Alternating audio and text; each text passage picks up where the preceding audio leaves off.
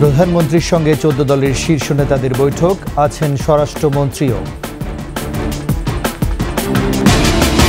রাজধানীর বিভিন্ন স্থানে বহিরাগতদের তাণ্ডব, যানবাহনে আগুন, বিক্ষিপ্ত সংঘর্ষ। এবার প্রকাশ্যে বিএনপি জামায়াতের আগুন সন্ত্রাস, জানমাল রক্ষায় কঠোর হবে আইনশৃঙ্খলা বাহিনী, বললেন ওবায়দুল কাদের। রাজধানীতে সভা সমাবেশ ও মিছিল নিষিদ্ধ ঘোষণা ডিএমপির, যে কোনো পরিস্থিতি মোকাবেলায় প্রস্তুত বিজিবি। সভ্যতা শালীনতার অভাবে প্রতিবাদের ভাষাও ধরন হারিয়েছে নিজস্বতা, ভুক্তভোগী আছেন আমজনতা।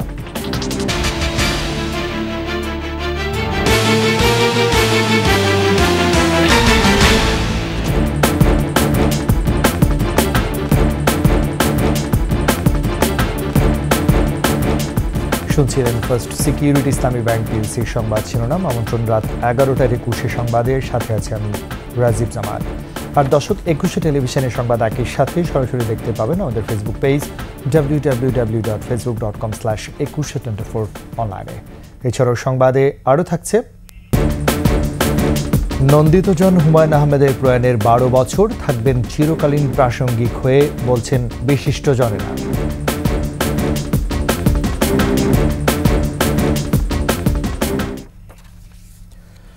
দেশে উদ্ভূত পরিস্থিতি নিয়ে 14 দলের শীর্ষ নেতাদের সাথে জরুরি বৈঠক করছেন প্রধানমন্ত্রী শেখ হাসিনা। রাত 9টার দিকে গণভবনে জরুরি বৈঠকটি শুরু হয়। বৈঠকে আছেন আওয়ামী লীগের সাধারণ সম্পাদক ওবায়দুল কাদের ও স্বরাষ্ট্রমন্ত্রী আসাদুজ্জামান খান এবং 14 দলের সমন্বয়ক আমির হোসেন আমু, হাসানুল হক ইনু, দিলীপ বড়ুয়া সহ শরিক দলগুলোর শীর্ষ নেতারা।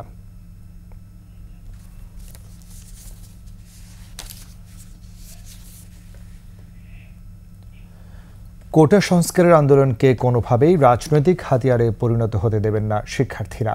একথা জানিয়ে বৈষম্য বিরোধী ছাত্র আন্দোলনের নেতারা বলছেন, সরকারের সাথে আলোচনায় বসতে চান তারা।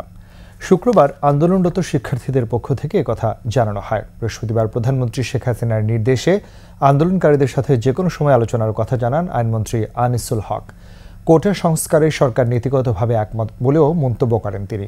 শিক্ষার্থীদের দাবির সাথে একমত হয়ে 80% মেধা ও 20% কোটা রেখে সর্বোচ্চ আদালতে প্রস্তাবের কথা জানিয়েছেন আওয়ামী লীগের সাধারণ সম্পাদক ওবায়দুল কাদের। রোববার সকালে শুনানি শেষে বিষয়ে চূড়ান্ত সিদ্ধান্ত আসবে বলে জানান অ্যাটর্নি জেনারেল।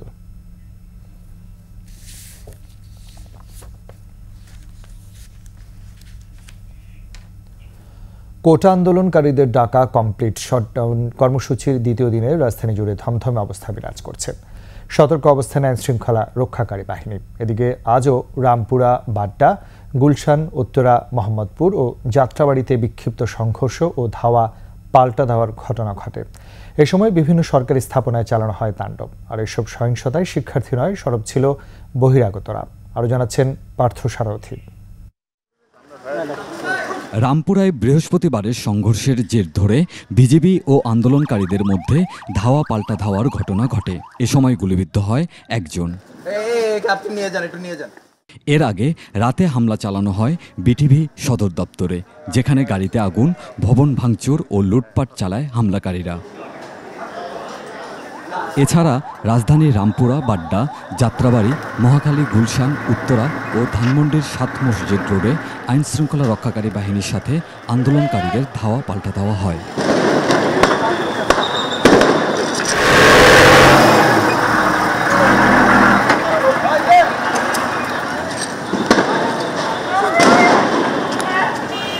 এ সময় আহত হয় পুলিশসহ বেশ কয়েকজন। মোহাম্মদপুরে সকাল 9টা থেকে বিকেল পর্যন্ত চলে বিক্ষিপ্ত সংঘর্ষ।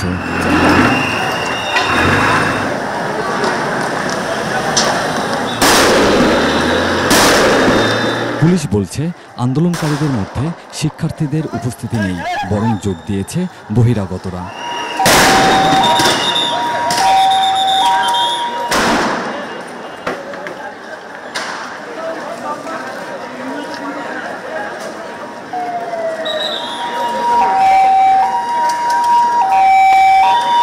অধিকাংশ প্রধান সড়কে যান চলাচল তেমন দেখা যায়নি। প্রায় প্রতিটি এলাকায় থমথমে পরিস্থিতি বিরাজ করছে। তবে সতর্ক পাহারায় আছেন আইন শৃঙ্খলা রক্ষাকারী বাহিনীর সদস্যরা। পার্থসারথী, 21 টেলিভিশন, ঢাকা। কোটা সংস্কারের আন্দোলনকে ভিন্ন খাতে নিতে এতদিন আড়ালে থাকলেও এবার প্রকাশ্যে এসেছে বিএনপি জামায়াত। ফের মেতে উঠেছে আগুন সন্ত্রাসে। সহকর্মীদের সহায়তা আরো জানাচ্ছেন মানিক শিকদার। সরকারের আলোচনার আহ্বানে বৈষম্য বিরোধী আন্দোলনের ছাত্ররা ঘরে ফিরে গেলেও ঘোলা জলে মাছ শিকারে ওত পেতেছে বিভিন্ন রাজনৈতিক শক্তি। আবারও রাজধানী সহ দেশের বিভিন্ন স্থানে প্রকাশ্যে অগ্নিসন্ত্রাস ও সহিংসতায় মেতেছে বিএনপি জামায়াত।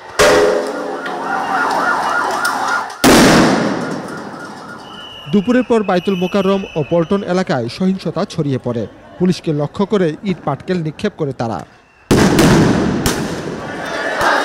রণক্ষেত্রে পরিণত হয় পল্টন, দৈনিক বাংলা মোড়, ফকিরের পোল।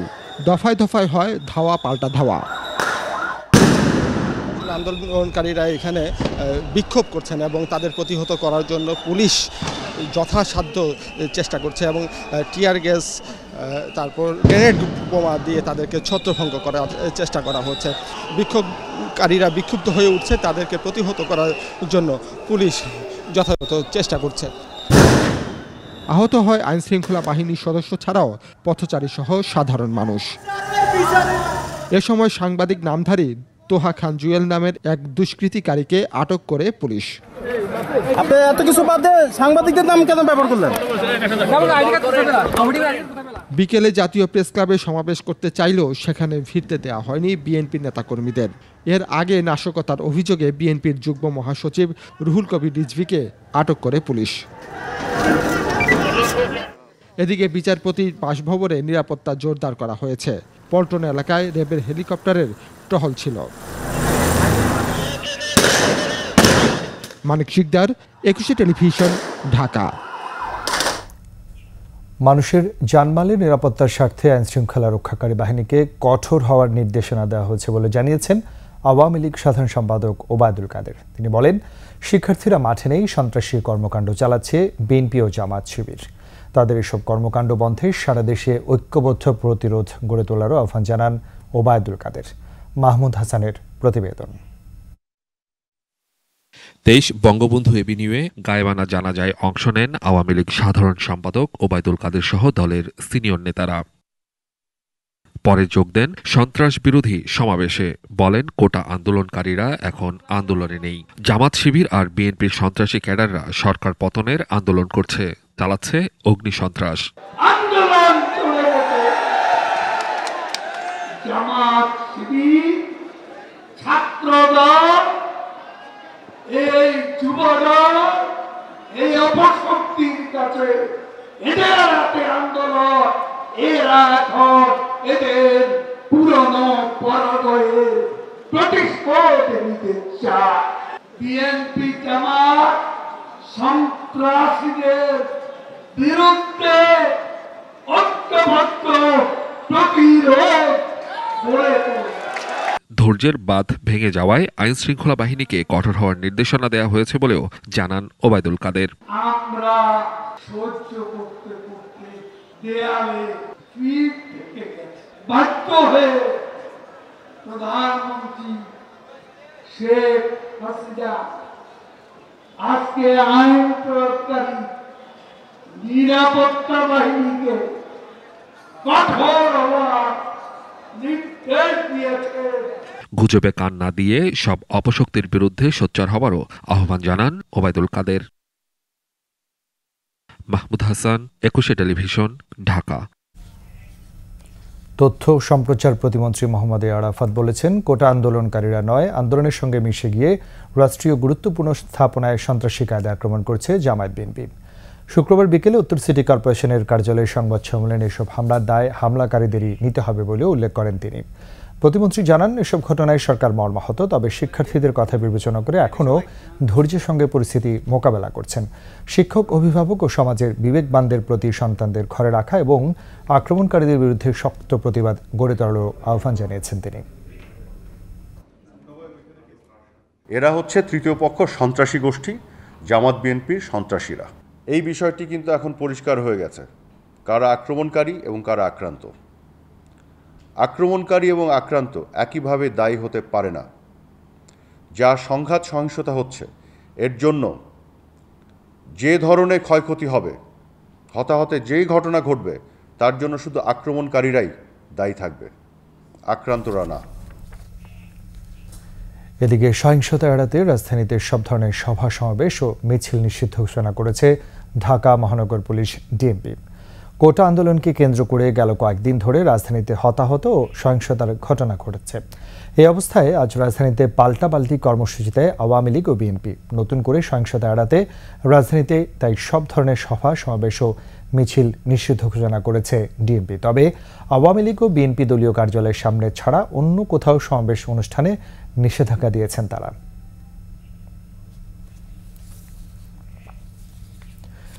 কোটা সংস্কার আন্দোলনের নামে অন্য কোনো উদ্দেশ্য হাসিলের যে কোনো অপচেষ্টা বরদাস্ত করা হবে না বলে জানিয়েছেন বিজিবি মহাপরিচালক।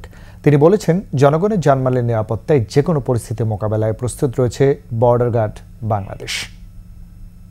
যারা এই সরকারের সম্পত্তি এবং গুরুত্বপূর্ণ স্থাপনা এগুলো ভাঙচুর করছে, আমাদের দেশের মতো একটি দেশের এই ধরনের স্থাপনা করতে একদিনে হয়নি, দিনে দিনে গড়ে উঠেছে।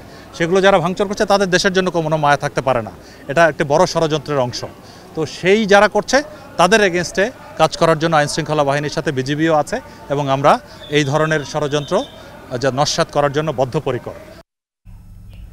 শালীনতার অভাবে প্রতিবাদের নান্দনিক ভাষা হারিয়েছে নিজস্বতা। অধিকার কিংবা দাবি আদায়ের প্রাচীন মাধ্যমগুলো প্রতিবাদের খোলসে দিন দিন সহিংস হয়ে উঠছে। দায়িত্বশীলতার বালাই নেই অথবা যে কোনো ইস্যুকে রাজনৈতিক গোষ্ঠীর স্বার্থে ব্যবহারের প্রবণতায় ভুক্তভোগী হচ্ছে আমজনতা। প্রতিবাদের ভাষা ও মানুষের দুর্ভোগ নিয়ে ২১শে স্পেশালে আকবর হোসেন সুমনের ২ পর্বের প্রতিবেদনের আজ প্রথম পর্ব জানাচ্ছেন আশরাফ শুভ। ছন্দের শ্লোকে স্লোগানের ঝাঁঝালো উত্তাপে বরফ গলে কিংবা কাপে কঠিনের ভিত, যে যৌক্তিক দাবি মানুষের কল্যাণে এবং সংখ্যাগরিষ্ঠের সমর্থনে, সেই প্রতিবাদে সাড়া মেলে।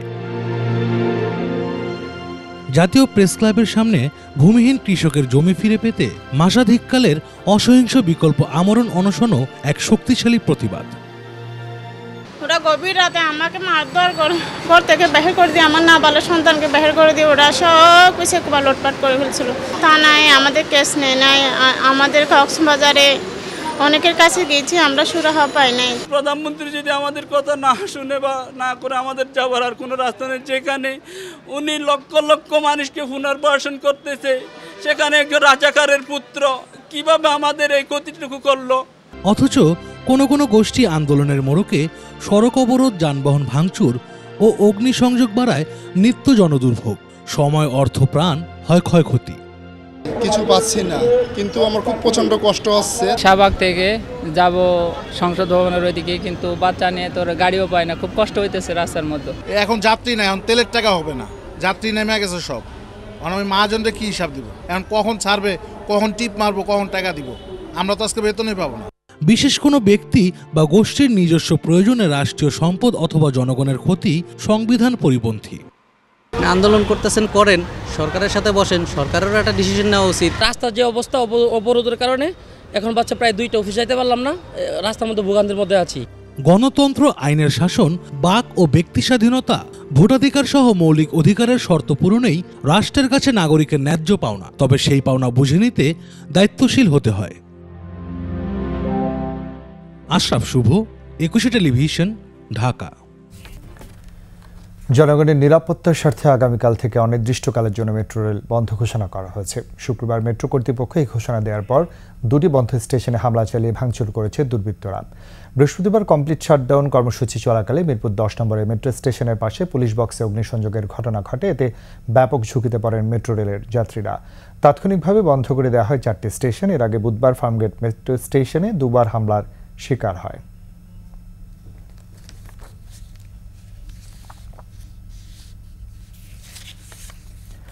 দেশজুড়ে ধারাবাহিক সহিংসতায় শ্রমজীবী মানুষের আয় রোজগার বন্ধ হওয়ার পথে। রাজধানীর পাইকারি বাজারগুলোতে ভাটা পড়েছে নিত্যপণ্যের সরবরাহে। খেটে খাওয়া মানুষগুলো অনেকেই বেকার হয়ে পড়েছেন, অনেকে হয়ে পড়ছেন পুরোপুরি বেকার। বাকিটা থাকছে দিবু শিকদারের রিপোর্টে।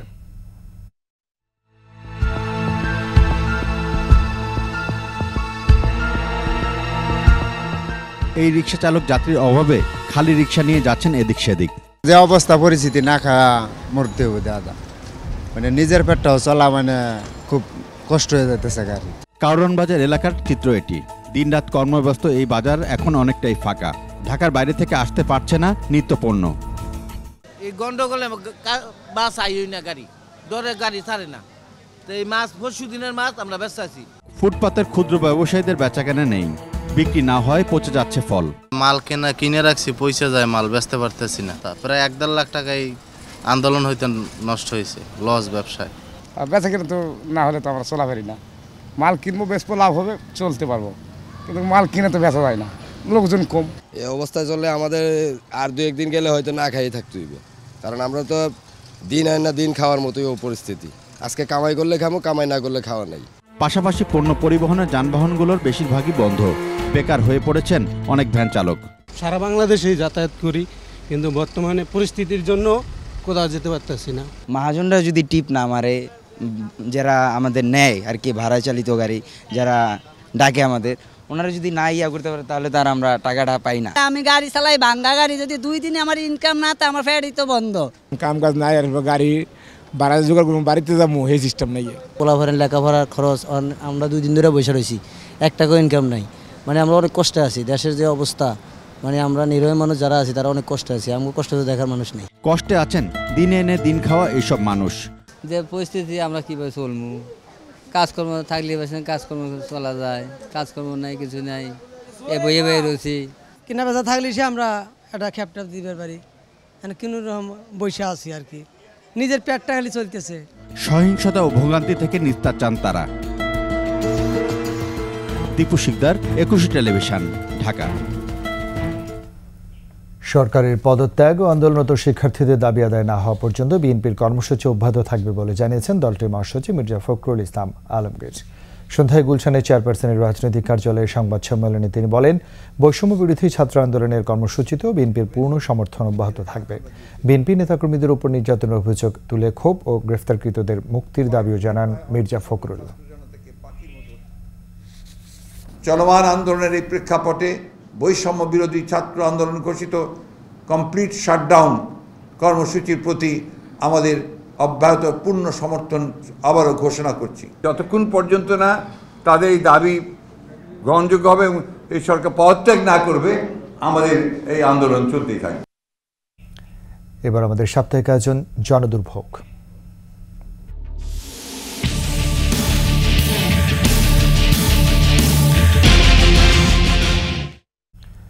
প্রায় 2 মাস ধরে বন্ধ বাগেরহাটের রায়েন্দা মাছুয়া ফেরিঘাট। ঘূর্ণিঝড় রিমালে ক্ষতিগ্রস্ত হয়ে শরণখোলা ও পিরোজপুরের মঠবাড়িয়ায় যোগাযোগ রক্ষাকারী একমাত্র এই ফেরিঘাট। এখানে এখনও ঠিক না হয় ভোগান্তিতে পড়েছেন স্থানীয়রা। বিকল্প পথে বেশি ভাড়ায় যাতায়াত করতে হচ্ছে তাদের। সড়ক বিভাগ বলছে অনুমতি পেলে দ্রুত সংস্কার কাজ শুরু করবে তারা। বাগেরহাট প্রতিনিধি HM মাইনুল ইসলামের তথ্য ছবিতে ডেস্ক রিপোর্ট। ঘূর্ণিঝড় রিমালের তাণ্ডবে নদীতে বিলীন হয়ে যায় বাগেরহাটের রায়েন্দা মাছুয়া ফেরিঘাটের রায়েন্দা অংশের ঘাট ও পাশের রাস্তা।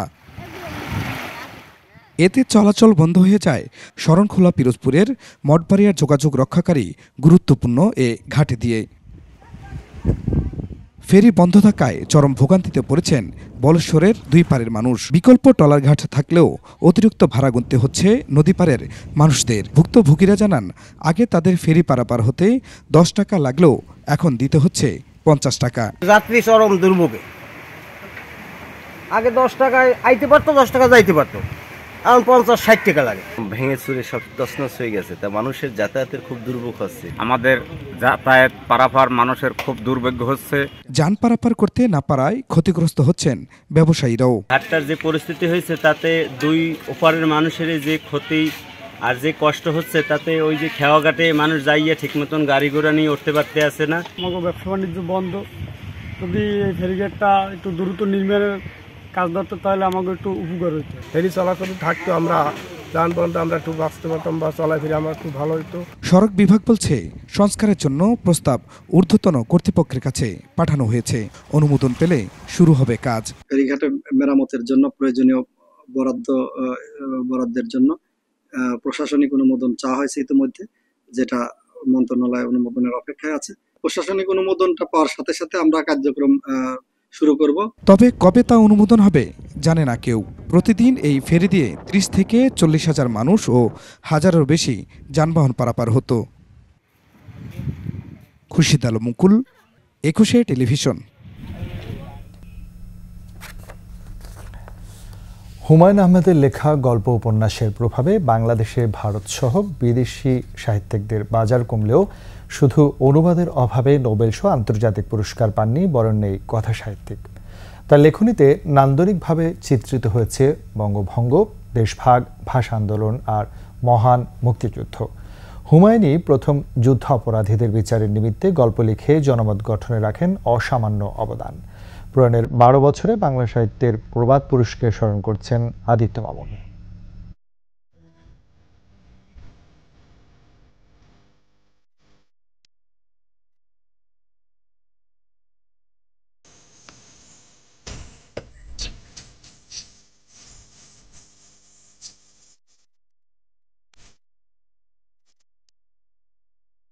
স্বাধীনতা উত্তর বাংলা সাহিত্যে অন্যতম প্রধান স্বর হুমায়ুন আহমেদ।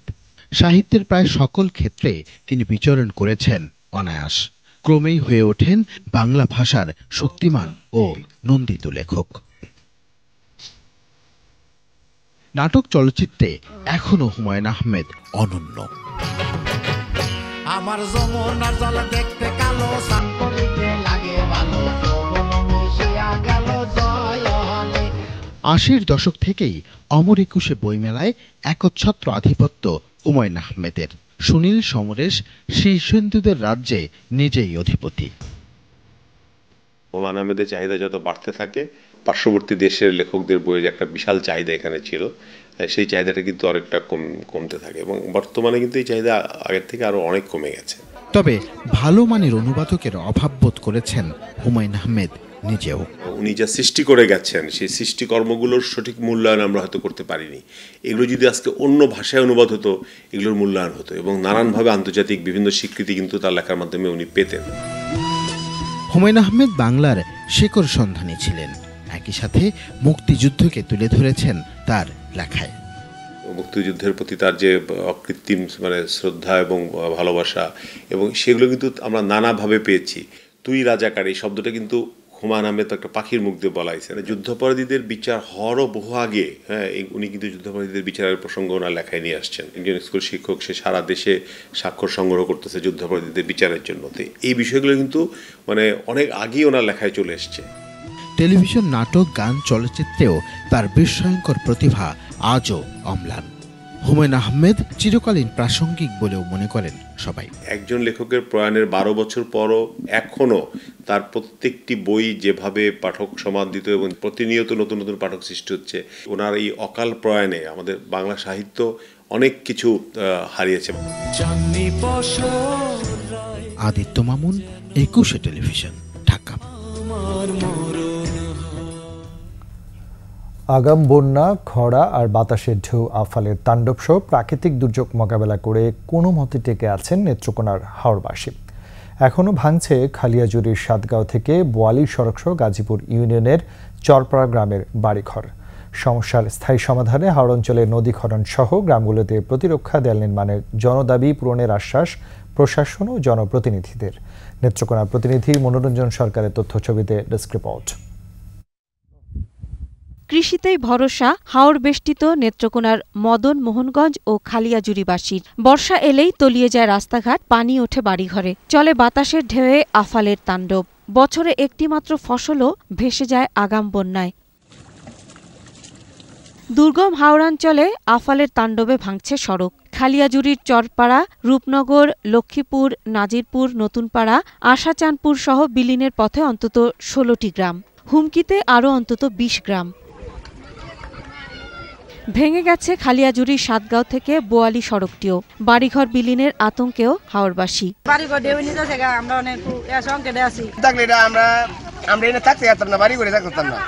মানুষ নিয়ে চলতে পারি না, ফ্যামিলির সমস্যা হয়। সাতগাঁও থেকে ইসাপুর পর্যন্ত রাস্তাটা খুবই খারাপ, খুব ভয়াবহ, আমাদের গাড়ি চালানো খুব কঠিন। নদী খনন সহ ঝুঁকিপূর্ণ গ্রামগুলোর চারপাশে প্রতিরক্ষা দেয়াল নির্মাণ করে ঝুঁকি থেকে রক্ষার দাবি তাদের।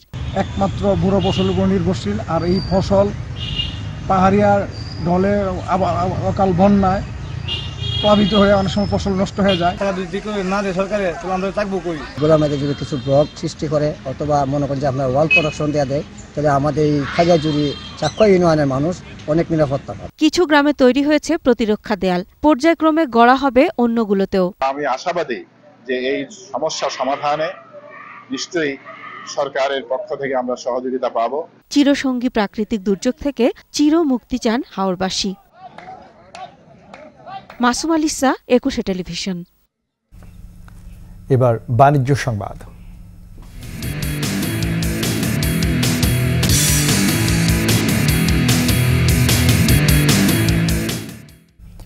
ইউরোপ, আমেরিকা, অস্ট্রেলিয়া ও এশিয়ার বেশ কিছু দেশে সিলেটের হাওরের মাছ রপ্তানি করছে premier fish and agro industries. সামনে ছড়িয়ে দিতে চায় পুরো বিশ্ব জুড়ে। নিজস্ব ব্র্যান্ড শাহজালালের মাধ্যমে রপ্তানি করে মৎস্য খাতে অন্যতম বৈদেশিক মুদ্রা অর্জনকারী প্রিমিয়ার ফিশ। প্রতিষ্ঠানটি রয়েছে 4টি গ্লোবাল স্ট্যান্ডার্ড সার্টিফিকেট। নিজস্ব পণ্যকে তুলে ধরতে 17 থেকে 19 জুলাই বাংলাদেশ আন্তর্জাতিক একুয়াকালচার ও সি ফুডের শোতে অংশ নিয়েছে এই প্রতিষ্ঠানটি। শোতে প্রিমিয়ার ফিশের স্টলে দর্শনার্থীদের সাড়াও ছিল বেশ ভালো।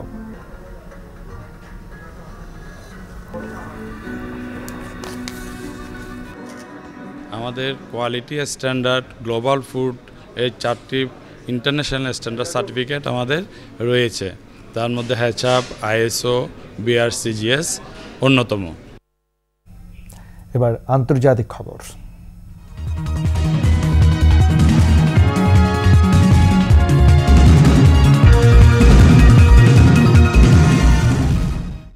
জলবায়ু পরিবর্তনের প্রভাবে ঝুঁকির মুখে পড়েছে বিশ্বের 1/3 খাদ্য উৎপাদন। সবচেয়ে বেশি ক্ষতির মুখে দক্ষিণ ও দক্ষিণ পূর্ব এশিয়ার দেশগুলো। সম্প্রতি সুইজারল্যান্ড ও ফিনল্যান্ডের যৌথ গবেষণায় উঠে আসে বিশ্বব্যাপী কৃষি, গবাদি পশু সহ খাদ্য উৎপাদনের সব খাতেই জলবায়ু পরিবর্তনের প্রভাব। এতে বলা হয়, প্যারিস জলবায়ু চুক্তি অনুযায়ী বৈশ্বিক তাপমাত্রা বৃদ্ধি 1.5 ডিগ্রি সেলসিয়াসের মধ্যে ধরে রাখতে না পারলে খাদ্য উৎপাদনে ভয়াবহ প্রভাব পড়বে। প্রায় 30% বৈশ্বিক খাদ্য উৎপাদন ও 34% গবাদি পশু খাদ্য উৎপাদন কম হওয়ার কথাও জানান গবেষকরা। সবচেয়ে বেশি ক্ষতিগ্রস্ত হবে দক্ষিণ পূর্ব এশিয়া ও আফ্রিকার বিভিন্ন অঞ্চল।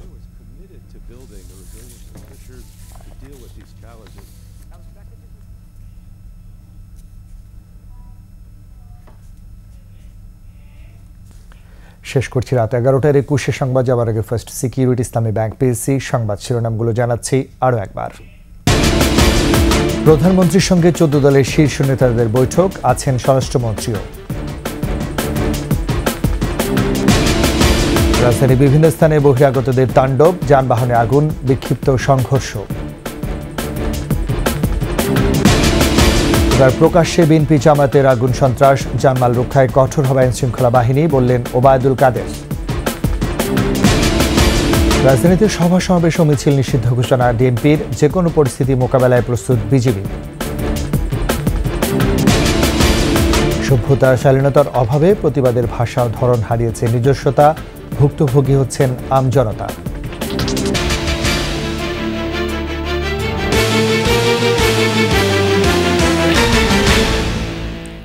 সবশেষ খবর জানতে ডায়াল করুন 202 নম্বর আর ভিজিট করুন 21-tv.com এর ওয়েবসাইটে। এছাড়া ফেসবুকে ভিজিট করতে পারেন www.facebook.com/2124 অনলাইন। এতক্ষণ সাথে থাকার জন্য ধন্যবাদ। পরবর্তী সংবাদ রাত 1টায় দেখার আমন্ত্রণ রইল। 21-এর সাথে থাকুন।